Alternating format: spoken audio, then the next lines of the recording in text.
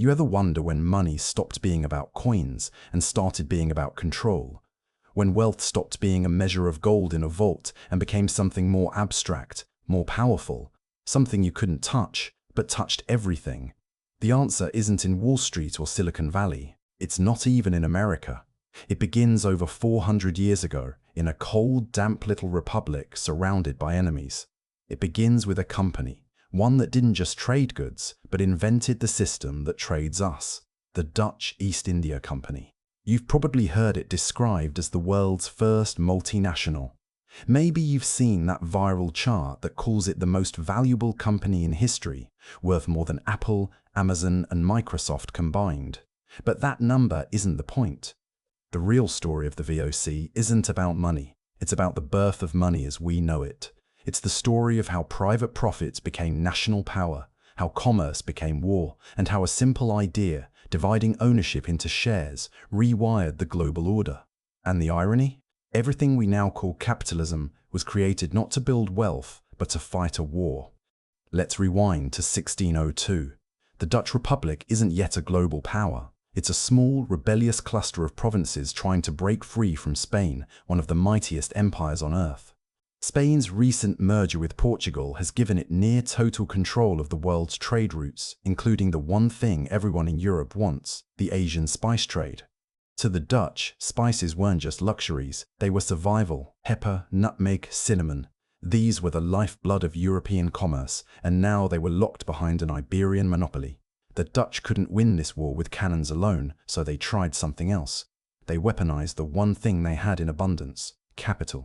7 smaller trading companies, each too weak to challenge Spain on its own, were fused into one colossal machine.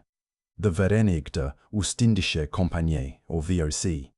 It was a national weapon built out of private money. Its mission wasn't to trade, it was to conquer by trade. What made the VOC so dangerous wasn't its fleet or even its soldiers. It was its structure. The company didn't just borrow from the state, it replaced it. In exchange for a 21-year monopoly on all Dutch trade in Asia, the government gave the VOC powers no private entity had ever wielded. It could raise armies, mint coins, wage war, sign treaties, and govern colonies. In essence, it was a nation with sails. The world's first corporate state. Its boardroom decisions carried the same weight as royal decrees, but without any of the moral constraints or accountability that came with a crown. Imagine if Amazon had the right to invade countries, Exxon could print its own currency, or Google could sign treaties. That's the level of sovereignty we're talking about. But what's fascinating is how it worked. The VOC wasn't one giant monolith, it was a decentralized network of chambers, each based in a major Dutch port city. Investors didn't just buy into the VOC, they bought into their local chamber, Amsterdam, Zeeland, Rotterdam, and so on. It created internal competition, aligning regional pride with corporate performance. The better your chamber did, the richer your city and you became. It was a masterstroke of incentive engineering. Every citizen had a stake in the nation's economic warfare. The Dutch didn't just fight Spain, they outcapitalized it. And to fund this war machine, they created something that would change the world forever: the first stock market. In August 1602, the VOC opened its books to the public and launched the world's first initial public offering. For the first time in human history, ordinary people could buy a piece of a company's future. You didn't have to be a noble, a merchant prince, or a banker. You could be a craftsman, a shopkeeper, even a maid. In fact, one of the earliest known shareholders was a woman named Neltgen Cornelies, a domestic servant who invested her life savings, 100 guilders, into this strange new thing called a share. Think about that. In a world still ruled by kings, a maid was buying equity in a global empire. And that single innovation, the ability to divide ownership into transferable shares, was the moment capitalism went viral. For the first time, ownership could move faster than the thing being owned. VOC shares could be bought, sold, and traded without the company even knowing who its owners were. This gave birth to the world's first secondary market, the Amsterdam Stock Exchange. A marketplace not for goods, but for risk, expectation, and speculation. The VOC had effectively invented the concept of the market itself. Of course, where there's liquidity, there's leverage. The Dutch didn't just invent the stock market, they invented its first problems. Speculation, insider trading, corporate activism, all of it began here. Isaac Lemaire, one of the company's largest shareholders, accused its directors of manipulating share prices for their own gain. When they kicked him out, he retaliated by founding a rival trading firm and discovering an alternative route around South America just to undermine the VOC's monopoly. He became history's first activist investor. His rebellion established a precedent that still defines capitalism. When shareholders clash with management, markets evolve. And to make this system work for the masses, the Dutch had to solve one key problem: fear. Why would anyone risk their life savings on a venture that could lose everything? The answer was another Dutch invention: limited liability. If the company went under, investors could only lose the amount they put in. Their personal assets were safe. This one idea unlocked a tidal wave of public participation in finance. Risk was now quantifiable, contagious. The VOC didn't just make capitalism profitable, it made it survivable. But with new systems come new behaviors. Soon, Amsterdam was buzzing with activity that would look eerily familiar today. Speculators betting on share prices, traders exploiting arbitrage opportunities between chambers, brokers whispering rumors that could move markets. The city's taverns became mini Wall Streets, filled with chatter about dividends and fleet arrivals. People who had never seen the sea were suddenly betting their futures on voyages to Batavia or Ceylon. For the first time, an entire society was living in the shadow of capital. The money wasn't imaginary though, it built an empire. At its height, the VOC controlled more ships, soldiers, and territory than many European states. Over 1 million people worked for it across 2 centuries. It maintained a global workforce of 50,000, a navy of 40 warships, and its own standing army of 10,000 soldiers. Its fleet of 150 merchant ships was the lifeline of global trade. The company didn't just move goods, it moved people, ideas, and weapons. It turned geography into strategy. The VOC's empire centered on Batavia, modern-day Jakarta, a city it seized, razed, and rebuilt as its Asian capital. From there, it ran a network of colonies that stretched from India to Japan. Batavia wasn't just a port, it was a command center, a corporate capital that operated like a modern headquarters. Orders flowed from its walls to every outpost across the East Indies. For 3 centuries, this company city ruled millions of people, not through kings or governors, but through clerks and ledgers. Behind it all stood the House of Orange, the Dutch ruling dynasty. Stripped of traditional feudal power, they reinvented monarchy for the capitalist age. Instead of ruling through land, they ruled through markets. By bankrolling the VOC, they turned dividends into dynastic strength. William IV and William V didn't sit on thrones, they sat on boards. Their empire was a balance sheet, not a battlefield.